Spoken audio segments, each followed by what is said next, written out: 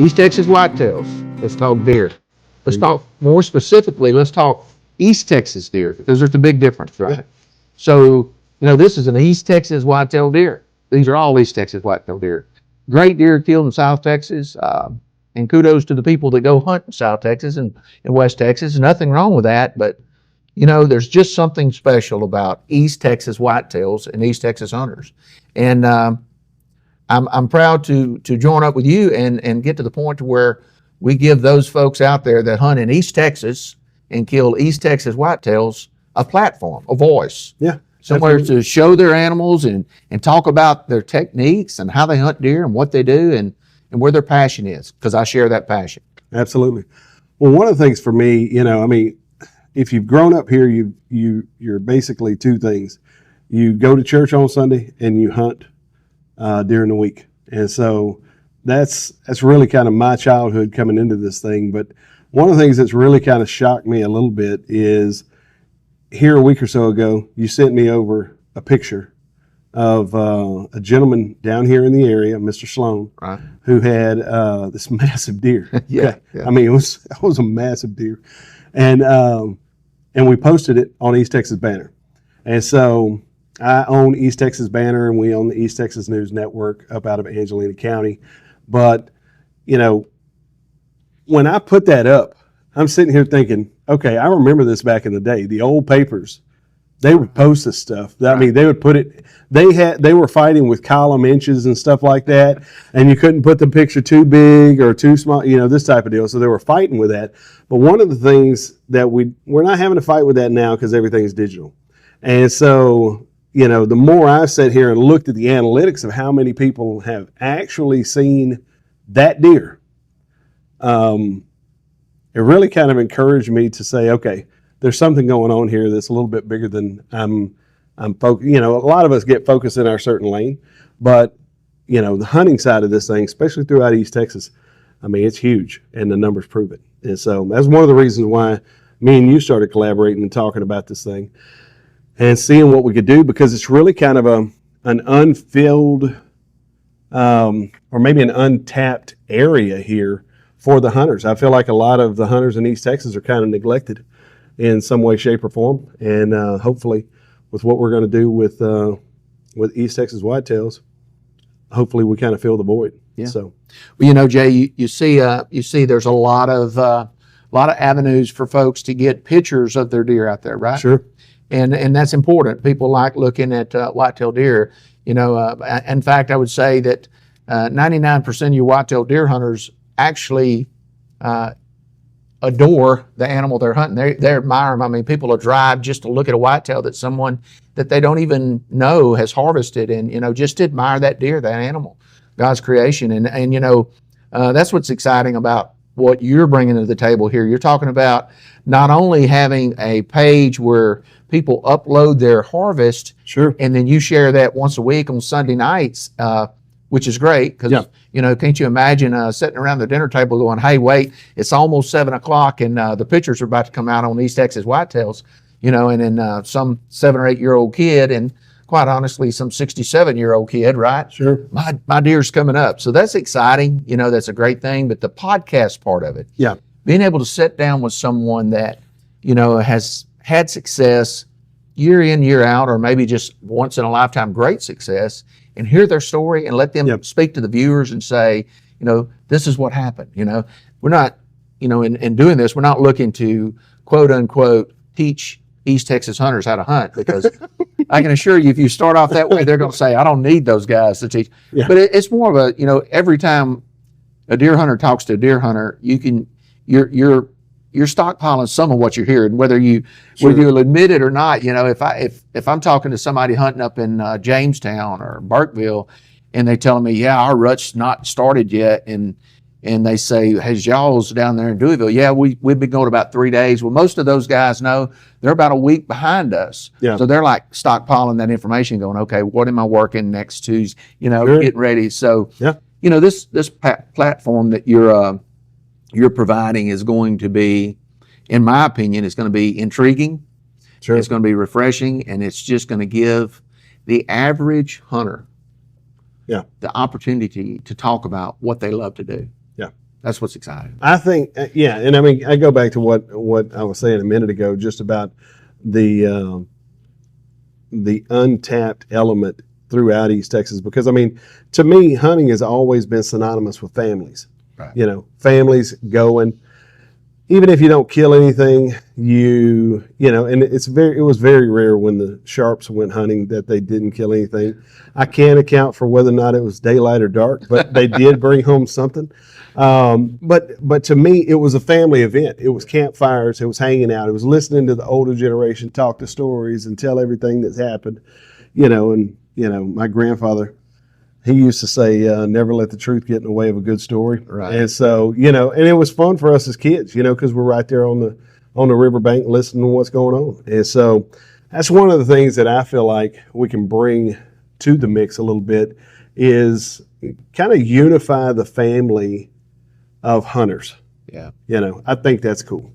And that's what I want to see. Because I'm just, as much as I was impressed with Mr. Sloan's deer, I'm seeing some of these kids bring out their first deer, and I'm going, dude, I remember those days. You know what I'm saying? Because I mean, that's really what this whole thing is about. It's just about bringing unity in East Texas with all the families in East Texas that hunt. Yeah. And so I think it's going to be great.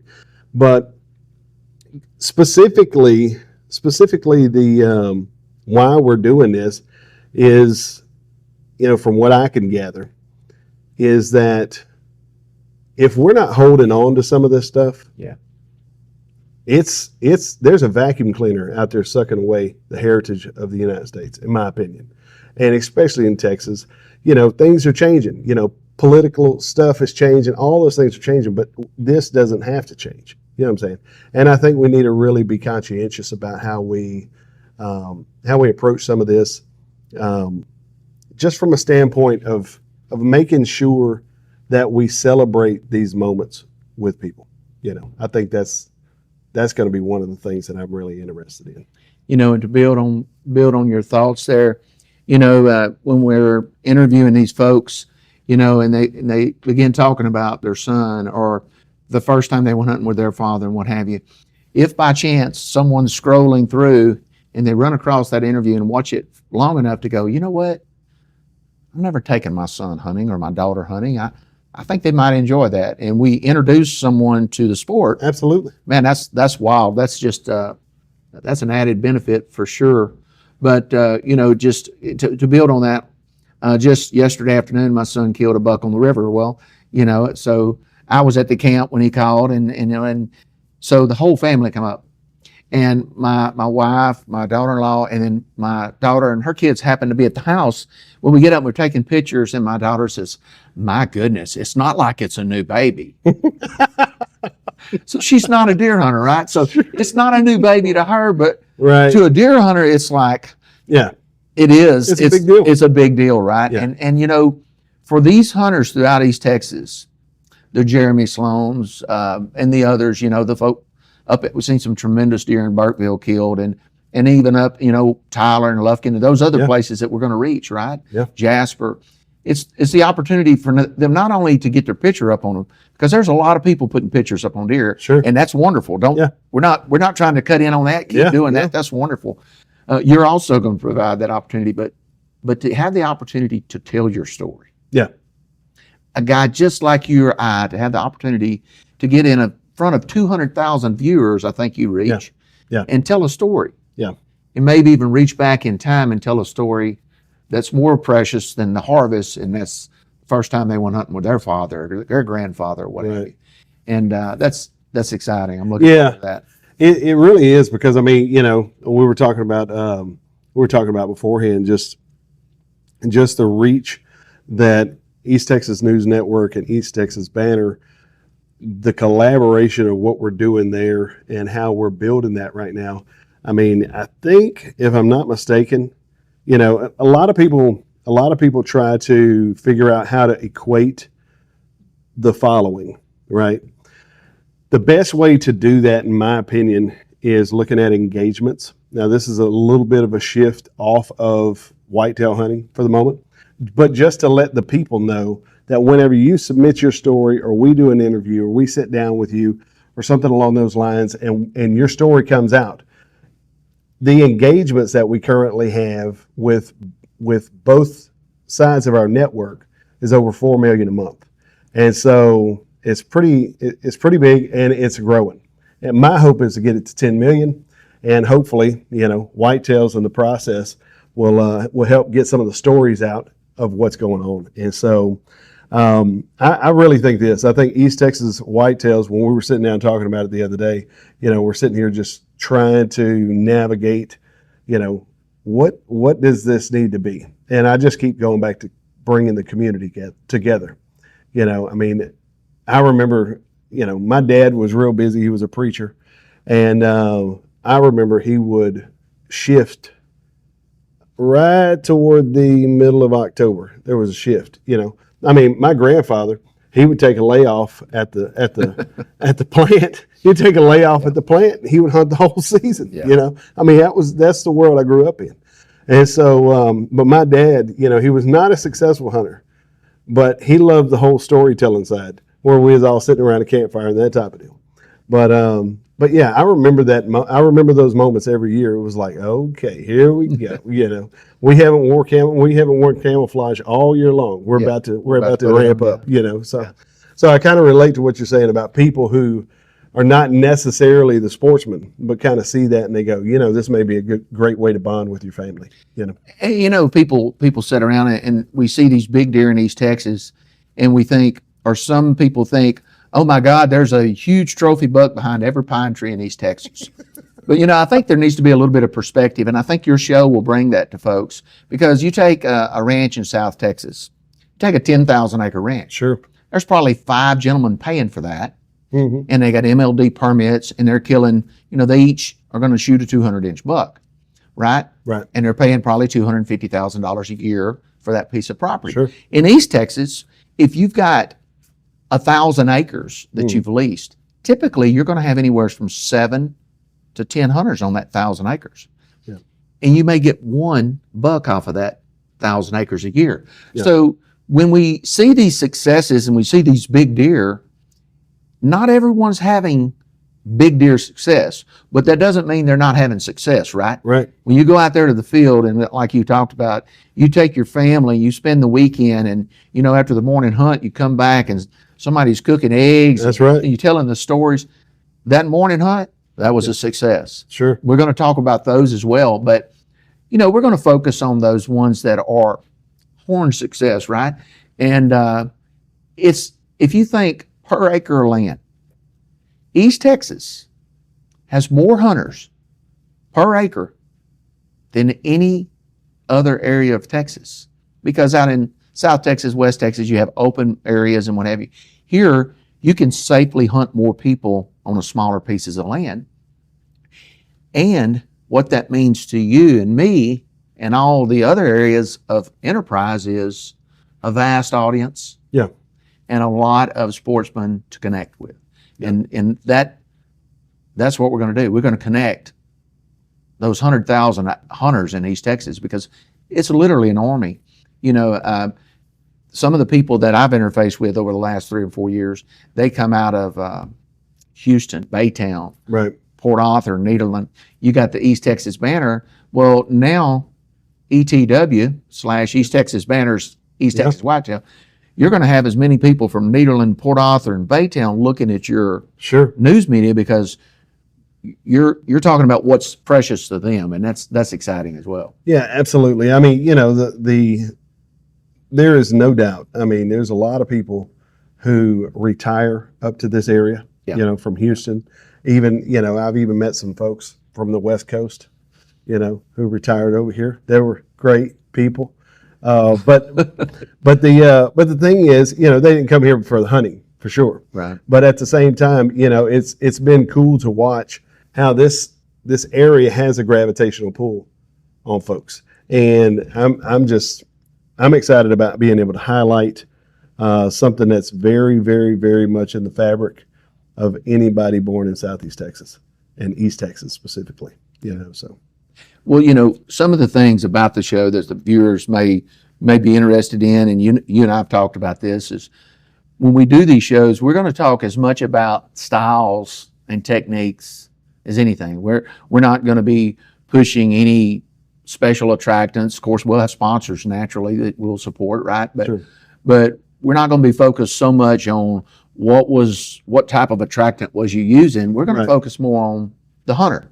Sure. You know, what's your technique? What do? You know, when does your season start? When does it end? Does it ever end? Right. You got stand hunting, which is what 95% of people do in East Texas, either in a box stand, a ground blind, leaner, what have you. And then you've got still hunting, right? And then you've got people that hunt the national forest. And we're going to highlight each of those styles to where the viewers get to hear from someone that may do a style of hunting they've never done before. Right. Maybe they've never considered it. Because what we have now with these one-buck counties is when you kill your deer in Newton County, and that was your lease, and you put everything into that, and it's early in the season, you start looking around going, hey, where can I go? What's available? So we're going to talk about some of that. We're going to talk about, the Davy Crockett National Forest. Yeah. We're going to talk about, up around Pineland and those types of national forest type 2 hunting that's available, and maybe peak interest in areas where you can say, well, your season's not over. Yeah. Yeah. You can. There's other places to go. Just share that with them. Absolutely. And I mean, there's even the difference between, hunting with a rifle versus a shotgun versus a bow. There's so many different avenues that we can tear off into this thing. Me and my son got into bow hunting here a couple of years ago, and it seems to be that bow hunting is for people who are wanting to develop their patience on a much higher level. Yeah. So for me, that's I'll say that's been a struggle. So, but at the same time, I mean, there's a whole different. There's a lot of different ways we can go about this, and I'm hoping that we can just bring everybody's voice to the table. I mean, because some people are purists. Sure. Some people are purists. They're like, by God, I'm going out there with my musket. Right. And I mean, and that's just what it is. Or I'm just going to go out there with my 30-30 that Grandpa gave me, and we're going to see what we can do. Everybody. Then there's other guys. I kind of fall more in the middle, where I'm like, okay, we need to kind of upgrade the camouflage and this type of deal, But there's some guys going out there. I mean, their scopes. I don't think I've bought a gun as expensive as some of these scopes. Right. So I've been bow hunting for a number of years, and I think in '91 I got into stick bow hunting, just, with a long bow and a recurve and what have you. And I've hunted with that for years, been successful with it. But I always tell people, I'll hunt with a stick bow for a period of time, then I'll go back to a compound, and then when rifle season starts, I'll switch to a rifle. Yeah. I'll still hunt with a shotgun. Talking about still hunting here on the river, that's a lot of what we do because it's so thick. Right. But I've always said, I never bash what other people do, because if they come out with a hand grenade season for deer, I'm gonna buy some hand grenades, because I like hunting. I like hunting whitetails. It's all about being able to experience that tailgate setting to where someone has achieved what may be a lifetime achievement. Yeah. You go back to, you mentioned Jeremy Sloan. Jeremy's killed some good deer, and I'm sure he's going to kill more good deer. He's a good hunter. But he probably reached a pinnacle for East Texas Whitetails. That deer scored 160 7/8. Yeah. It's a pretty big deer. Yeah. But you know what? I dare to say that next year, when Jeremy shoots a deer that maybe less, maybe more, Right. he's going to have the same sense of excitement, because that's who he is. Yeah. He's a whitetail deer hunter, and that's what he loves to do. Well, see, I mean, what's crazy about the hunting process to me is that even though he killed that deer this year, it's not like he's going to wake up next year and go, you know what? I killed that big deer last year. I think I'm done. Right. That's never happened to nobody that I've ever met. You're exactly right. So it's almost like it's just part of the, and I think there's a primitive element in the mix, even though some guys are using high-powered this and high-powered that, but there is a primitive element about being able to put food on the table. It doesn't matter if it's a child, all the way up to, some of the ladies. Putting food on the table is a very primitive element of this hunting process, and I'm interested to see the stories, listen to the stories, and make this thing happen. So having said that, if you want to reach out to us at the East Texas banner, we have we've got a button that says, and you'll see it right off the bat. It's just a little group of words that says "Submit your deer." You can click right there. It'll take you to a form. If you've killed a deer, Every Sunday night we're going to be putting these up because I'll be honest with you, no joke, a lot of deer, bro. Yeah. I mean, a lot of Yeah. deer. I'm sitting here going, initially I was like, okay, we're going to put Mr. Sloan's up, then we're going to put this one up, and the next thing I know, I've got 8 more. And so we are bringing all that together. We're going to be putting it out on Sunday nights at 7 is when we're going to try to get those things posted. But yeah, or if you just want to reach out to us and you've got a deer story that you would like to talk about on East Texas Whitetails, all you got to do is just shoot me a message, and there's a little spot there where you can type in a little message, just say, hey, I want to talk to you guys on your new podcast, and leave us your name and telephone number, and we'll hook up with you. And that'll be how we correspond at the moment. We are doing a major upgrade with the East Texas Banner and East Texas News Network, and you guys will see that here pretty soon. And we're very excited about that. And we're going to have a specific lane for East Texas Whitetails. So. And, Jay, you mentioned uploading your deer and what have you. That the first week of deer season actually ends Sunday. Okay. It started Saturday, right? And right. I think Mr. Sloan took his deer Saturday afternoon, and then Jay Gunner took one the next day. He loaded those 2 deer up and had a lot of views. But Sunday, all of the deer from the week before are going to be entered. So some of those deer will be a repeat. It's already been on East Texas, but they're going to be in there. And then also, it's important, if you've shared your deer with, there's a lot of different social medias, but if you've shared your deer with, I think there's one, I forget the name, 4-3 or something. That doesn't mean you can't share it on East Texas Banner. Yeah, absolutely. It's there's no copyrights on your deer picture. They belong to you, and we don't want copyrights on them. So if you've shared them with other people and you've share them with us, share them on East Texas Whitetails, and let's get them back out there, because what we want to build is you can't keep up with it every day. Yeah, you got a full-time job. I got a full-time job, and we're not going to lose those. Right. We're going to keep focused on those, but.